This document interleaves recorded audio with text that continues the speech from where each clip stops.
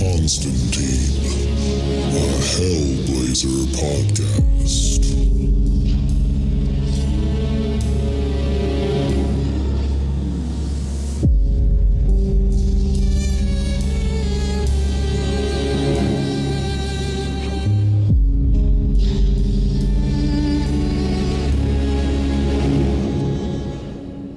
Hey there, everybody. Welcome back to another episode of Hell Talk. I am Matt, and as usual, I am joined by my co-host, Hoku. Hi, everyone. And today we are covering the little, I think it's 5-issue story arc of Garth Ennis's return to Hellblazer, which is called The Son of Man. And it's just returned like one arc. So I guess, he wasn't finished, or maybe they like reached out to him and said, hey, we need to fill 6 months of space or 5 months of space. Do you have any ideas you want to write for John still? And he was like, sure. I don't know if that's what happened, but in my opinion, that probably is what happened. But I know that you really like the Garth Ennis run. So what were you expecting when you saw that we were doing this one?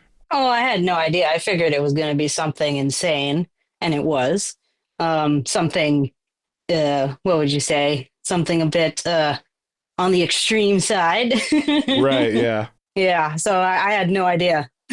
Yeah, with this one, he was like, I think still writing Preacher and stuff, so he was definitely in his like edgiest of edgy kind of writing periods.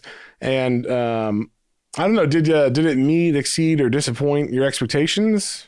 I will say I didn't really have expectations going into this because I was just like, what is he going to throw at us? So it definitely exceeded what little expectation I had for this, as far as like just going to sit back and see what he throws at us. Oh, that's where we're going. Okay, that's interesting. And then, oh, we're going there. Oh, okay. I was not expecting that, but that works too. Yeah, and then, oh my good God. Yeah. What have you done, sir? Yes, this arc definitely, I mean, it goes to some places in lots of different ways. A lot of weird, crazy, envelope pushing places, we'll say. A lot of visceral visuals, I believe. Yes, say that 10 times fast.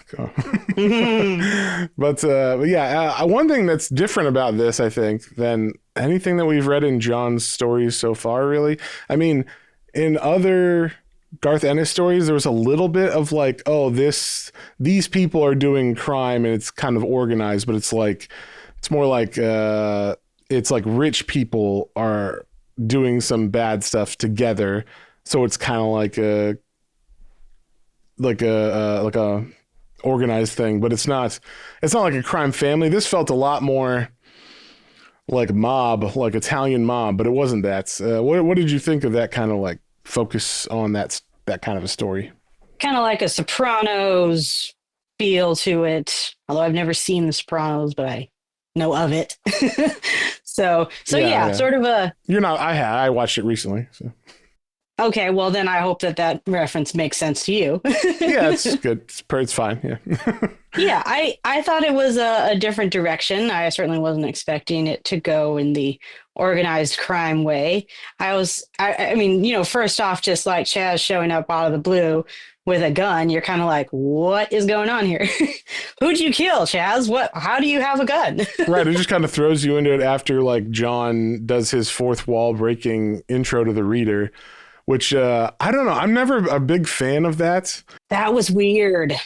Yeah, sometimes they can be funny or like interesting, like in issue 120 when you're like in the bar with all the creators of Hellblazer, and it's kind of the whole thing. I was thinking of that too. Like, I thought that was like a special thing, though, that this was just, us going on this journey with him, sort of a choose your own adventure, except he's choosing the adventure for us. And then this felt like just a weird, I don't know, like a half, like a half talking to us and then half the story continuing as normal. But then he would like break in and be like, oh, hey, so that story I was telling you before all that shit happened. Let me continue that. And you're just kind of like, what? Why are you still talking to me, dude? I'm just here to like watch you do stuff. It was a little weird. Yeah, I thought it was weird too. I'm not a big fan of that. Like I said, I mean, in general, like, what are your thoughts on that kind of like fourth wall breaking storytelling mechanic? I mean, I don't like it. I don't hate it. I'm sort of like, and yeah, just like whatever towards it. I can't say that I enjoyed it in this particular way that he did it, with it just sort of like happening randomly. So I don't know. I guess it was effective in keeping us more engaged with the story, because he kept being like, hey, remember that thing I was talking about? Or, oh man, here we go again. You know what I'm talking about. Yeah, it was all right, but I also probably would have been fine with the story without it. Yeah, like I like it when it's tastefully used or used. Like there's very few instances where I enjoy it. Issue 120 was one where I was like, yeah, this is great. Issue this one, whatever, 129, I was like, it's okay. It's like, oh. Yeah, 120 was clever. It was like a whole storyline where we're part of it, whereas this was sort of like a back and forth. So it felt kind of jarring, and maybe that's what he wanted us to feel, just like constantly uneasy about like, are we part of this? Are we not part of this? You know, is he talking to us right now, or is he talking like to somebody else, but also like aside to us, or giving looks to the camera, sort of like The Office or whatever. Yeah, like self-aware. Yeah, it was weird. So I didn't hate it necessarily, but I don't know if I loved it either, like enjoyed it overall. Yeah, I feel like this story kind of really it gathers momentum as it goes, and by the end I was like on board, but for like a couple issues I was like, I don't know about this.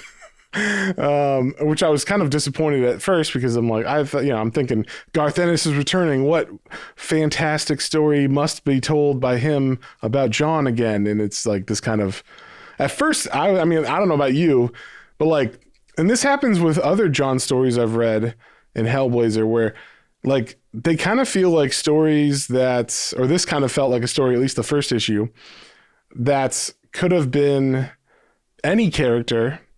Like it could have been, it doesn't have to be Chaz runs in with a gun. It could be any friend of some of the main character of any comic runs in with a gun, has this mob story happen, corrupt police or whatever. And nothing really felt like John until they, in issue 2, introduced like the magic stuff, right? I don't know. Did you feel like that? Did you think that was odd, or did you notice that at all? Yeah, it did sort of start with that premise of weird situation that the main character is thrust into. What are you going to do? So yeah, you could almost like fill in the blank of just about any, like it could have been Batman and, Robin or something. You know what I mean? Like it could have been almost anybody in that situation until, like you said, the magic came into it. And then it became an actual John story. Yeah, but that was like issue 2. So I always felt like issue 1 kind of felt like, all right, like, was it issue 2? I don't know. I remember when it happened. Maybe it's at the end of issue 1, but I was just like, oh, this is like really, it didn't feel like John. I don't know. Did, like, since Ennis had been gone for a while and we had Jenkins really expand John as a character, did it still feel like John when Ennis is writing him now? Like, did you feel like he regressed into what he was back when Ennis wrote him? Well, I mean, he kind of got his groove back, right? So, I mean, John, the character, got his groove back, and then we just went through that whole mess with, him losing, but not really losing all his friends. So if he's in sort of like a grumpy mood, which he did seem to be sort of like grumping along and all that stuff, like that felt like, yeah, he's kind of at this place where like, oh, you need my help now, Chaz? Well, you know what? You can just, get the fuck out of here, because I'm not in the mood to help you after you abandoned me. So it felt sort of like he was jumping back into things, but still wary of like how much he wanted to get involved. And then of course finding out who the guy was, and you're just like, oh no, you gotta be kidding me. Like, really? This guy? You had to get in trouble with this guy? It was interesting too, because like at first we think he's just scared of this mobster, which, I mean, John has been scared of actual people before, but usually he's like, I can handle it, so it was before he reveals like the whole like what happened in the past with him and this guy. you think like, wow, John's really scared of this guy. He must be like super violent or something. But then it's revealed like, oh no, it's because John put a demon in his kid. And then he was like, I never want to see that child again. So yeah, it was a kind of an interesting reveal of fun. Once like that stuff started happening, I was a lot more on board with like once the magic starts and like you learn about the whole demon thing and everything, I was kind of more on board with it. And it's funny. I guess I might have been more aware of this, of like the whole, like it could have been anybody in the first issue, like any character that this was happening to. I was more aware of that, I think, because, like I just read that like, the Brian Azzarello run of Hellblazer was basically like, ideas he had written for a different character or a different comic. And then was like, oh, well, I guess I'm going to write Hellblazer. Like, let me throw John into these stories. And so it kind of felt like, all right, like a lot of them from what I've heard on Reddit and stuff are like, not like you can tell they're not supposed to be John's stories, but he's like shoved into it. That's what I read. Oh, I see. I don't know if that's true. Yeah, that's weird. I was just kind of doing research for that run. So, but yeah, and that's why like when I read this, I'm like, it kind of feels like that in this first issue. Yeah, I definitely got that feeling too. Like, where's this guy actually going that you need John for this, like specifically? Yeah. Only until we learn about what John did and how he knows this Harry Cooper guy, do we understand, oh, okay, that's why it involves John. And like, speaking of that, like, okay, so we get John's friends back from the Ennis run, because they died at the end of the Ennis run. So now they're back in this arc because it's a flashback of what happened, like how this demon got into Harry Cooper's son. Was it fun to see his friends again and like all the different ways they were? Oh yeah, that was really nice. And it's funny because, sometimes I kind of forget who all has passed and who all like, how they died, when they died and all that stuff. So then coming back, I was like, oh yeah, I remember that guy. Oh, I like that guy. That guy's funny. And each of their, like the way he contacted him and where they were, that was really funny. I loved seeing all the different situations they were in, like Rick at like the church with like the two groups and the other guy, oh shit, I forgot his name, was at war. Heather. Like yeah, those Heather's like at the Falklands War. Yes. Oh my gosh, that was actually really funny. And somehow he calls him on the battlefield. I was like, this is super not realistic, but it's funny, so I'll go with it. Well, he obviously used like a magic collect call or something. Yeah, probably. Yeah, so because of that, like so he gets his friends, like I guess what he figures out is like he needs to get his friends on board with this plan to possess this child to bring him back to life, because I don't think we said, but Harry Cooper's son gets killed and he hears about John and that like he's a magician and he's like, bring back my son or I'll kill you basically, and I'll kill everybody you love. And so John's like, okay, but he doesn't really know how to do that because he's not like a necromancer or something.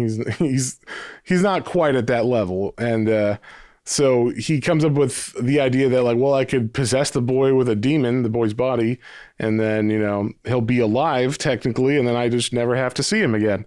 And so he needs help resurrecting this demon.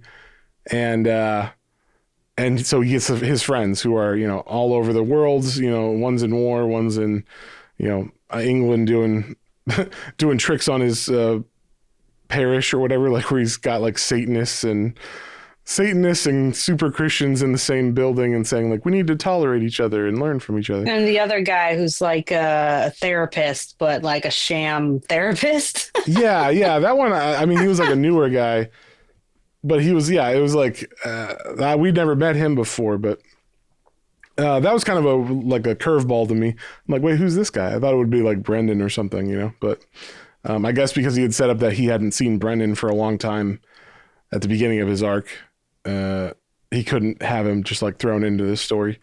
So, but yeah, so he gets his friends to help him raise this demon. So, what'd you think of that? Like John fooling his friends to raise this demon and possess Harry Cooper's son. Like, did you think that was something he would do?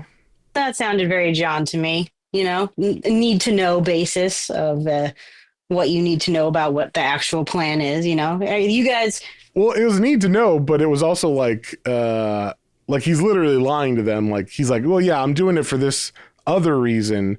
Like we're gonna get money out of this thing or whatever. Well, yeah, I don't think they would have agreed if he's like, hey, so this kid, died, and I just kind of want to throw a demon in there so that this guy doesn't murder my family or, my relatives and myself. I feel like the money, like saying it was like the money aspect was definitely more on brand with them being like, oh yeah, we'll do it for money. I'll do it for some money. Exactly. So, he played to what he knew would work to get them on board with this. And if it was also like a more of a shallow thing, otherwise maybe they would have like found a way to help him, and maybe he didn't want them to know he was in sort of a bind with this guy as far as like he's threatening my family, like that would be a weakness. And, I don't know. It felt like the way. That's true. John is pretty cocky. Yeah, the path that he would take to both save face on himself, he's not in trouble. This is all his idea, and yet also get something out of them without telling them the full truth. Okay, yeah, like I like that take on it. Like I didn't think about. Yeah, it might be because John's so prideful too that he doesn't want his friends to know that he's scared of this guy or whatever. Yeah, I like that. I like that idea. I'm going to keep with that in my head. That's headcanon now. That's what that is. Cool. But yeah, and so like, we learn about that whole story, raising the demon, the kid's possessed now. And so like in the background, this mob family has been going around killing people in other mobs that are running other like gangs or mob families, so that they can control, I guess, England or whatever. I don't know. It was kind of like just a standard mob story in the background of like mob war. But one of the guys that's like the henchman, the head top henchman guy is this dude named Gestapo, who his main scary move is he has like nail clippers and he goes like clip clip all the time. But then you find out he like uses them to like remove eyelids. So what did you think of Gestapo as like the main scary torture henchman? I think the scariest kind of henchmen villains are the unhinged ones. And this guy definitely fit that bill. It's super creepy. I mean, just when listening to you and you're doing like the clip clip stuff, and then especially when you were saying it slightly different, it's just, just full on heebie jeebies. So yeah, this guy being like, I'm going to wield these like nail clippers, which is just the stupidest thing. Like, you can take those on a plane. They don't see them as a weapon, So the idea that that's his weapon of choice is nail clippers is both hilarious, but also really creepy. Yeah, like when I was confused when I'm like, what does clip clip mean? Like, because you first see him, you don't know what the context is, and then you realize, oh, he like clips off people's eyelids. Then it's scary. But like before that, I'm like, what a weird like tick he has as a bad guy. Probably not even eyelids. He probably takes like anything. I mean, just imagine the tiny bits of yourself that could be clipped with nail clippers. I'd rather not. Exactly. So like, he probably is like well versed in like which parts, and you're probably like, oh, eyelids are just particularly painful. I like starting there. But I could just imagine all the little places he could find where just the tiniest little nip that you could take off and, bit by bit. Just, very creepy. Yeah, after once it's revealed like, oh, that he's like he uses them to torture people, it was pretty horrific. I was like, how do I read this to make it sound like menacing and creepy? Apparently I did a good job, but it was tough to like get it down to like where I thought, yeah, that is weird and creepy. how would he say it? But yeah, so then we find out that like part of what Ronnie's like, I guess what he's been getting power, like he feeds on baby souls, and so like this mob family has brothels, and they keep the women that get pregnant at the brothels, they just give the babies to the mob family, and then we don't know what happens to them. And we find out that They keep a giant like walk-in fridge of all these babies' bodies. I don't know if like the way that they drew it in the story made it seem like maybe the baby souls are like just hanging, or the babies themselves are hanging from like meat hooks and stuff. But then like the souls are being like fed on slowly, like they're suffering or whatever, like not even just like killing the baby immediately and then stealing the soul. It's like, no, the souls are like in the fridge. That's why you got to keep them fresh or something. So like, what did you think about that whole like arc or that whole like story point where John has to find these hanging babies in the freezer and they like kind of like Hellraiser-ish attack him, or that's what it seems like in the drawings at least, but maybe they're just falling on him. What'd you think of that? That was a very striking, visceral visual. um, Terrifying, horrifying, just all around. Just oh gosh, I swear every time he brings like, or just any writer brings like kids or infants or whatever into the story, it's you just know it's going to be something horrible. And this was definitely up there with the the story where the town went all like crazy and did whatever they wanted. There were some horrible things. That one. Yeah, that's the Grant Morrison story, right? Yeah, that one. Oh, yeah, that one's nasty. So this one definitely got added to, I would say, the top tier of like WTF. Like what? What were you thinking to come up with this scenario? You don't want to know. Yeah, but like this is also like this. So this is like really where he starts to push boundaries as a writer in this story. Like, do you think he's just trying to be the edgiest edgelord of the '90s, or like, do you think he's doing it? I mean, obviously he's doing it for shock, right? But also like, is it one of those things where it's like shock without substance, or is it like, oh no, it's shocking, of course, but it's like there's a reason for it and it like makes the story better? What do you think of that? I honestly can't find a reason beyond it being insanely shocking. So maybe it is a bit of both, very edgy, but I mean, why babies? Like that. There's the big question: is why the babies? I mean, sure, he's in a kid's body, but and then why have their husks still there? And have to be kept fresh. Like, there's a lot of questions of like, why did it have to go in this direction? So yeah, part of me thinks it's edgy for being like, well, you know what hasn't been done yet? Baby freezer. You know what I've never seen? Yeah, baby freezer. Exactly. So I'm going to give you 2 words. Baby freezer. I can sum up this arc in 2 words. Yeah.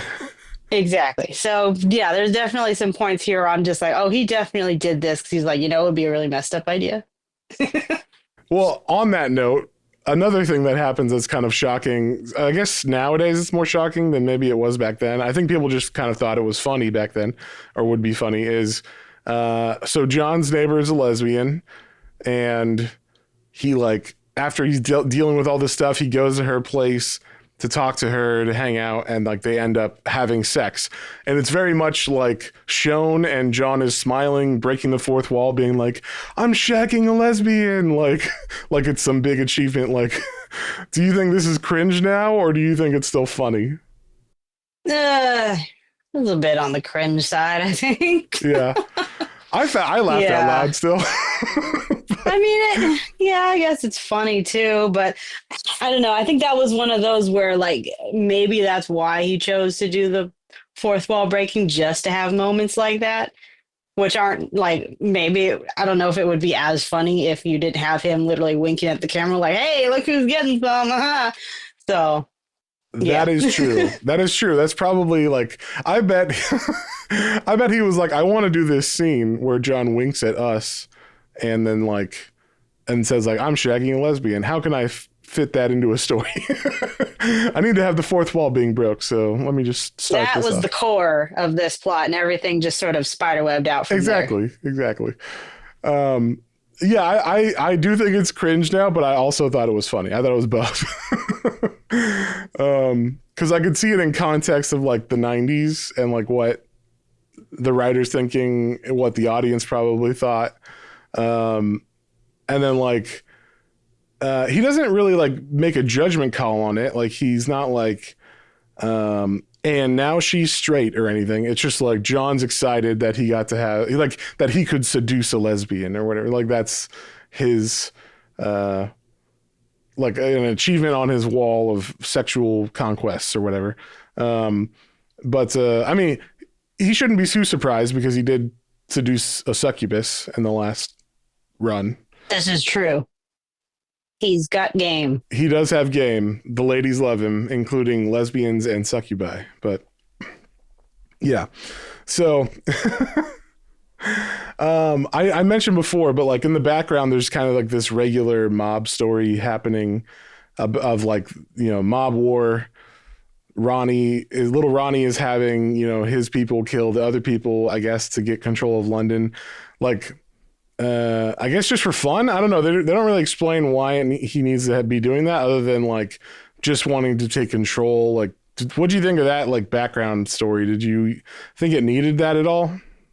Well, once you found out what the demon was, like when they finally were able to name it and kind of give it its MO, I thought it was more of just like sowing chaos. You know, it's a demon. What's better than like faking a hit, or not really faking, but you know, doing a hit on your side so you can be like, ha, retaliation, you know, Princess Bride and all that. Kill my wife, blame it on another country, we go to war.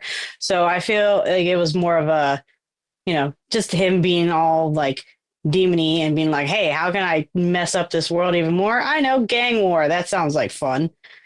Yeah, like in the meantime. Lots of people get to die. Like he's just killing time before the, you know, Antichrist is born. Right. It's just a way to just, you know, drum up some craziness and, you know, sow discontent and, hey, let's just murder a bunch of people for, you know, this fake thing that I plotted.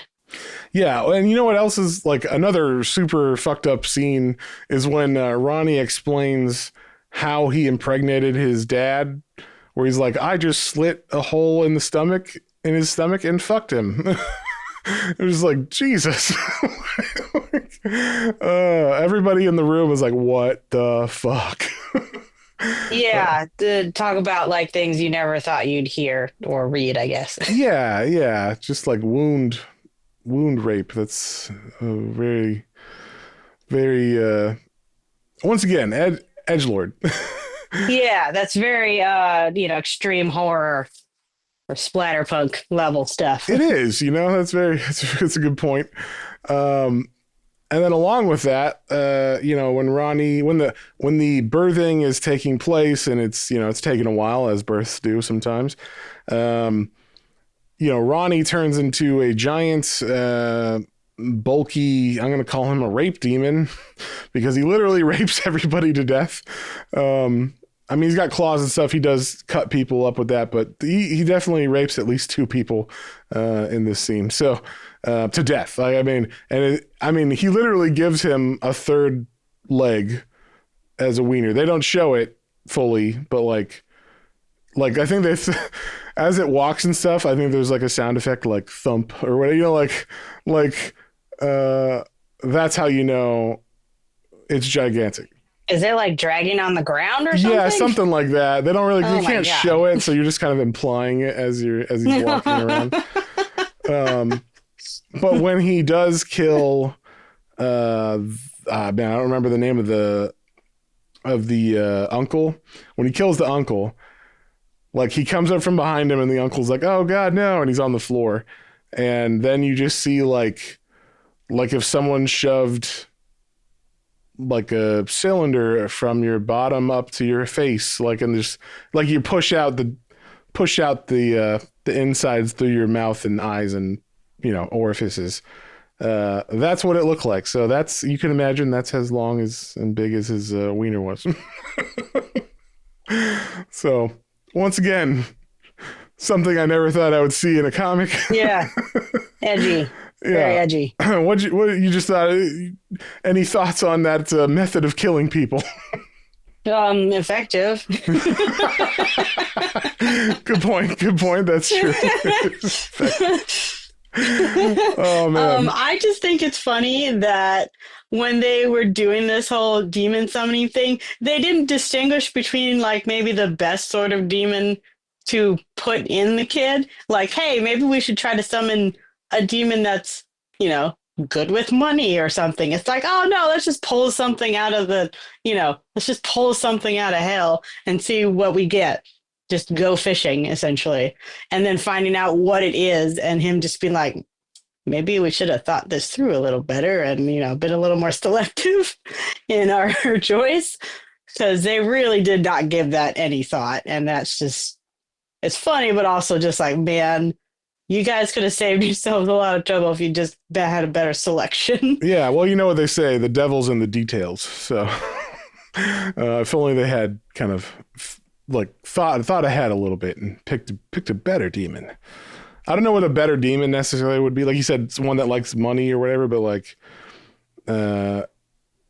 something would have happened from that. I'm sure he could have wrote a story around that too. So it's a demon. Maybe just one that was a little less focused on, raping everybody might have been nice. That's true. That's a good point. Yeah. That the one that wasn't like, hey, you know what sounds like fun? Creating my own version of the Antichrist in the worst possible way. Yeah. Yeah. I mean, I guess the way the demon is portrayed, at least in the end, like, because they give him a couple different looks. Like when they raise him initially, he's got like a very Hellraiser like leather cape around him and like a weird like glass mask, kind of like Mysterio or something. Is what it looks like. And then once he's in the kid, we don't see it, and then we just see like the evil kid. And then once he's like comes out of the kid's skin and like it shreds the kid's body, it's like this big bulky, kind of like pit bull demon kind of thing. And yeah, like I don't know, like he's got lots of different looks. And I guess it makes sense. The way that he impregnated his dad makes sense if it tracks with the type of demon it is, or at least how he kills people, at the end there. So, yeah, just one of those things where if they'd, kind of looked him up ahead of time, or, when they first summoned him, just been like, I wonder what this guy is, before deciding like, yeah, let's just go with this one. Yeah, check the references, it's like eater of baby souls, raper of people, or like maybe not that one. How about get one who's maybe more on the like the lower level of something, likes to, I don't know, kick people when they're not looking or something. Yeah, messes with people's furniture while they're out of the house, misplaces your keys or something. Yeah, like the demons from like Paranormal Activity, like I moved a door, or I started a fire but I put it out, don't worry. I walked around your house a lot in the morning, or stepped something. in some sand, you saw them. You saw my footprints. Damn.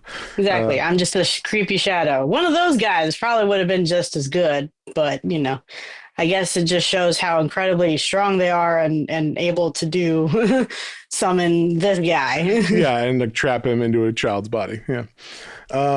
Now, one of the things that I was like personally like, I don't know about that, was the like resolution of how John stops this demon, because it looks like John's about to die along with Chaz.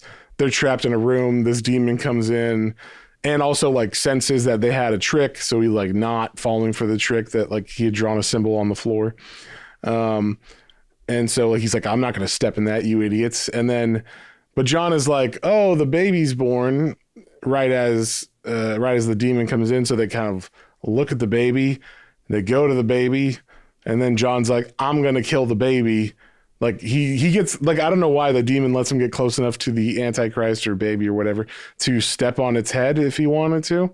Right. It's like he's dancing around like a idiot, just like, haha, I did it, yay me. It's like one of those where you celebrate before you actually cross the finish line, like, I'm so far ahead, no one can catch up to me.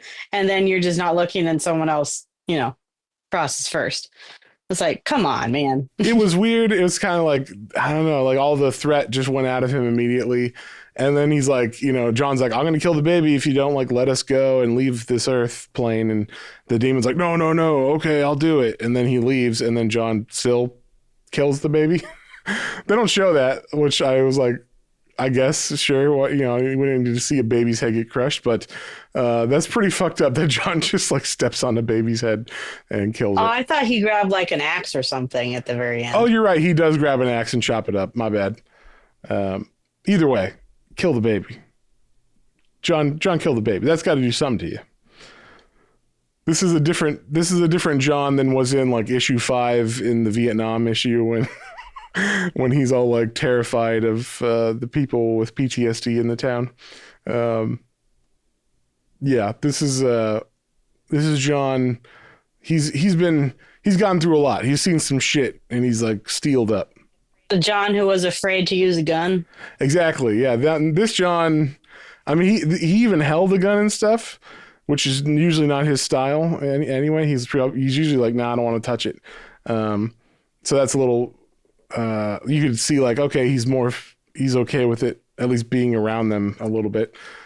Maybe that's the new demonic blood he has is still warping him in new ways that, you know, That's true. he Or the is new like whatever changing he a took bit from more. Ellie. You mean? Yeah, exactly. So he had demon blood before for the longest time, and he probably got used to that effect on him. But this is a whole new essence. So maybe there's a new, effect on him as a person, as like what he can or can't do or how he thinks now. That's true. I didn't think about that. I don't know if Garth Ennis was thinking about that either, because sometimes it feels like, oh yeah, they just like come in, drop a story. They weren't really reading Jenkins' run or something, and so or past runs, especially for like just these like drop in arcs or drop in one issues or something. They're not going to go back and read 40 issues to make sure it fits in fully. That's like what the editor's job is. I think they'll be like, you can't do that. You can do this. That'll work. Okay. Yeah, write it without that thing, or so. So yeah, but did you think it was like a little contrived how the demon just kind of like, okay, yeah, I'll go, and then John is able to like kill the baby anyway? Yeah, it didn't seem like there was any sort of bargain, at least on the demon side, to be like, I'll go, but you have to like do this, otherwise I can come back, sort of thing. Like you have to put this kid in an orphanage, or you have to find someone to raise it, otherwise I can come back and kill you. Like there didn't seem to be any sort of like, I mean, I guess it was one of those where John's just like, nope, I'm just going to kill him unless you leave. And he didn't give like any sort of wiggle room. But I feel like the demon could have had at least some way of assuring the safety of the baby in some way on his side, had some sort of caveat or, fine print to be like, I'm going to go, but if you harm the kid or, damage it or even kill it, I get to come right back and like take your soul. I just thought maybe there would have been something on the demon side to sort of protect the child, or at least make a way for it to get its revenge or something. Yeah, this makes me want to write like a fanfic comic where John, like, we see him with the axe and then like he comes out like washing his, wiping off his hands like he did some messy business. But then actually what happened was he like, I don't know, did something to like cut a hole in the wall, leave the baby in there to die on his own. So he wasn't breaking some kind of pact. And then the baby's found and is alive. And then there's like a Antichrist rising story that John has to fight. That would be you fun. could definitely write something with that. You could totally, that leaves it open for that because we don't see the death. And whenever you don't see a death, you can always bring that person back. So Absolutely. yeah. I like that idea. I might do that at some point. No one else steal that. That's my idea. So Copyright. Copyright 2025. this podcast January. now. Yeah. So anyway, overall, what did you think of this story? Like, was it in the bottom, middle, or top of your favorite John stories? Maybe of the Garth Ennis run, we'll limit it to. I don't know. I was having a really hard time ranking them because if they were surprising, shocking, enjoyable to read in that they're unexpected, I think they're fine. I don't really have a bottom, really. So I'd say it fits in well with his with everything else, I guess. Edgy, crazy, creepy, a little slow in the beginning, a little weird at the end, but fits the bill. Okay. Yeah. Yeah, by the end I was on board with it. I was like, okay, like I feel like this fits John pretty well. But it was just that first like issue. I was like, what the fuck is going on? Like, I don't, and also like I'll say this, I'm not a big fan of mob stories. I don't like watch The Departed every week or whatever. Like, like I'm not like. But you love crime fiction. I like crime fiction, but I don't like mob stories specifically. I think because there's just too much of it. Like for a while, it was like everything. It was like Untouchables, fucking, Sopranos, all that stuff was just all over the place. And I was just like, I don't want any of this. I'm bored of it. So unless it's like an interesting take on it or something, then I'd be down. But I liked it after the interesting take happened, which was it's not just mob people. It's, John had to possess this mob guy's son, and now he had the Antichrist fucked into him, and like, like when you get to that level, then I'm like, okay, I'm on board with this mob story. So, but you take the mob part out of it, and it could, you could put anyone else in that situation, and it would kind of have the same story. Like the mob part, I could see what you mean about the mob part being sort of like, if you take that out, the story can technically still be the same. You would just have, say, like an influential family instead, or even just a random, just any other random people could probably fit the bill of like how it progressed. I think what it is, it's the atmosphere of the family. We're in like suits, and they kind of seem like they should be American Italians or whatever, like, and they should be eating spaghetti and meatballs, even though they don't in the comic. They have that air about them in the art, in the way that they're portrayed or whatever. So, it was just like, I don't give a fuck about this. Like whenever you're talking about like just crime families or like gangs in England, I don't think mob, because it's more like Lock, Stock, and Two Smoking Barrels or Snatch, if you've seen those movies, where it's like there's crime going on and it is organized, but it's not like, it's got a way different feel than like Italian mob. And this really felt like Italian mob, even though I don't know if it was supposed to be or not. It just, yeah, like that immediately turned me off. But then by the time it was revealed, like, oh no, it's all this fucked up magic stuff too, I was on board with it by then. So yeah, I can see that. I mean, I don't watch a lot of mob stuff or read mob stuff either, so it felt stereotypical, but yet also didn't follow the same, like you said, there was still that missing piece of like, it feels like they should be eating spaghetti around the dinner table as they talk about stuff, but it just wasn't there. So it felt like a weird juxtaposition. Yeah. Like, it's not like, I think it's because Good Pigeons. I used to watch the Animaniacs when I was a kid. Like it was in the zeitgeist when I was growing up a lot. And so I just kind of got like bored of it. And now whenever I see Good it, Feathers. I'm sorry. Yeah. Good Feathers, not Good Pigeons. Yeah. They're pigeons. So, the God Pigeon, right? That's what they call him. The head guy. The head. Oh yeah, I think so. Yeah, that's why I thought that. The one who was always mumbling. Yeah, just like Marlon Brando. but yeah, like I don't know. Those were all in the zeitgeist when I was a kid, so I think I just got like an overdose of Italian mob family movies and stuff, and culture, pop culture of it. And so now when I see it, I'm like, I kind of like check out unless there's a different take on it. So anyway, I liked it after a while, but you enjoyed it overall then? I mean, it was just a new kind of story, and I have no strong feelings for or against like the crime aspect of it. I was just like, oh, I'm kind of curious where this is going to go.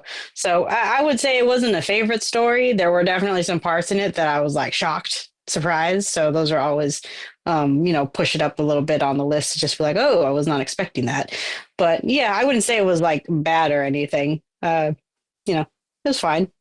Okay. Yeah. And then I got a question, just because like this is probably the best example of Ennis being edgy, but do you think Garth Ennis is too edgy? I mean, if you take those edgy parts out of the story, it's kind of boring. Run of the mill a little bit. So I feel like he puts those parts in there, and they're definitely shocking, and they definitely feel sometimes like, why would you do that, except to just make us go, why would you do that? But no, I wouldn't say he at least as of, to this point, no, I would say he's not gone overboard yet. Okay. I'm trying to think, like, I mean, after this, he writes like Punisher Max, and that's pretty edgy too, but it's like the Punisher murdering people. So, you know, and you know what? That's a mob story I will watch or read is Punisher killing mob family people. I like it when they get murdered a lot by Punisher, which happens a lot in his run. But yeah, like after this, he does. I feel like he's mellowed out a bit over the years, or maybe just we're accustomed to more and more edgy things. So like it doesn't feel as shocking when you read something from him now because you're like, oh yeah, it's just Ennis. And I've read other things that are crazy too. But at the time, I think in the 90s, I feel like him and like Warren Ellis and some of those writers were just trying to like one up each other in fucked upness, like trying to just see what we could do. Like, can we I'm going to top you with this story. You can top me with that story. And we'll go back and forth and see who can get DC to publish the most fucked up thing. And also, like, who can get away with the most, I'm sure, too. Like, how far can we push the envelope as far as what they'll allow us to either draw or write? Yeah, exactly. Which I think is kind of fun. Like, as a writer, especially if you're doing comics, and you're like, it's like he knows he's being tongue in cheek. It's not like he's not like fully relying on this just to be the only thing that's engaging or like that's why you read it, to read the gore. It's like, no, like it makes the story better. Like it adds the spice to the story, but like all those elements together are good, or, work well. And as a reader, I had a good time reading it. It was just like, oh my God, like certain scenes, specifically the demon ramming himself up or itself up into the uncle. I was like, oh my God. But yeah, that was my big, like, holy shit, he went there moment. But did you have a moment that you preferred? Or yeah, mine was finding out how he made the baby. Oh, okay. Yeah, that's pretty shocking too. The visual of that, I was just like, I don't want to see that. Why would you put that in my head? Right. Well, and I love how like Ronnie's telling it too. He's got this big smile on his face, like I cut a wound in his belly and I fucked it. And it's a child, and it's just so wrong. The visuals of that, just no, thank you. Why? Yeah. But then why, but also why? Yeah, that was something. It was definitely an interesting read, a fun read. I would, I don't particularly feel like it's as good as anything in his run. I think because the run has the context of like this overarching story building and everything. So it's hard to match that with a 6-issue arc.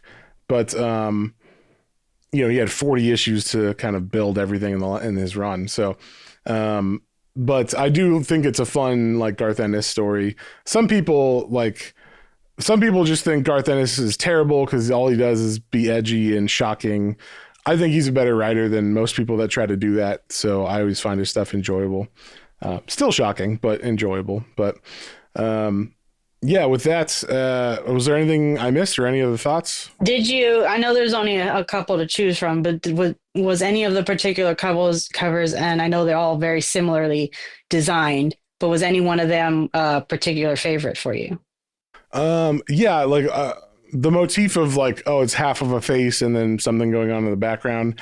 The one that I thought stood out the most, there's two, is the dead kid. So like when you see Ronnie on the cover and you see like his face all like his lip is split open and he looks all bruised and everything because he's dead. I thought that stood out as opposed to John's face or some of them I was like, I don't even know who this is supposed to be. I guess it's not John. I guess it's supposed to be Gestapo. I don't know. But then the other one I liked because it's so different and it stands out if you've been reading the whole thing. It's been like humans on the cover. The last one, which has the demon on the cover, like this big like tusk and like black face. It kind of looked like it's like if Nibbler was a steroid abuser or something. Like, that's what. Oh my gosh, now that's what I'm going to see. Yeah. Yeah, it's like he's got a giant tusk. He's like just giant monster. And then the background too has the Harry with the distended belly, and that's all nasty too. Oh in the yeah, he's about to background. give birth. Yeah, it's That all one like- was also the one I would say was the most striking out of the collection. Yeah, that was my number one too. yeah, nice. Yeah, cool. Well, next time I'm excited because we're going to get into the Warren Ellis run, and he's another one of those writers from the '90s that was like, kind of edgy. He wrote, what did he write? He wrote Transmetropolitan, which is one of my favorite series of all time. Have you read that one? I have not read that one, but I only know of it. Okay, it's kind of like it's like, what if Hunter S. Thompson lived in the year 20 what is it, 2300 or whatever, like, yeah, just like in the future sometime, and like all these social issues and everything are going on in America, and yeah, so it's like a crazy future Hunter S. Thompson story. It's really interesting and cool. Oh, And, so you mean the future's not perfect and beautiful, and there aren't any issues at all? No, Dang. surprisingly, a lot of the issues he talks about are still issues. So are more prescient now than they were when he wrote it. Yeah, I highly recommend that series. And so that's like probably my favorite thing he wrote. He's also written a lot of other stuff. I'm trying to think off the top of my head, but The Authority, that's also what he wrote. He, if you know that superhero, I know team. of that, but I also have not read that one either. Okay, he wrote like the first 12 issues of that, I think, because then I think Mark Miller took over after him. But yeah, Warren Ellis is a good writer, and so he takes over. It's not a long run. I think it's only 12 issues, so it's the shortest run that we've done so far. But we're only going to read the first arc, which is the first, I think, 6 issues, which is called Haunted. So we'll do probably that, and then there's a bunch of one shots in the second half of his arc. So we'll do all those one shots in like a big lump, and then we're to the Brian Azzarello run. So we're catching up. I look forward to seeing if he's going to out edge the edginess that we just experienced. I've already read it, so he's definitely going to try. We'll see what you think. Is he edgier than Garth Ennis, or is he,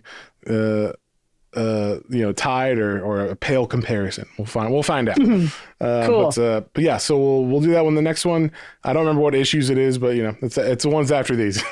I think it's 134 to 140 is what that is. So. Awesome. Yeah. So with that, I think we'll see you guys on the next one. See you later. Bye.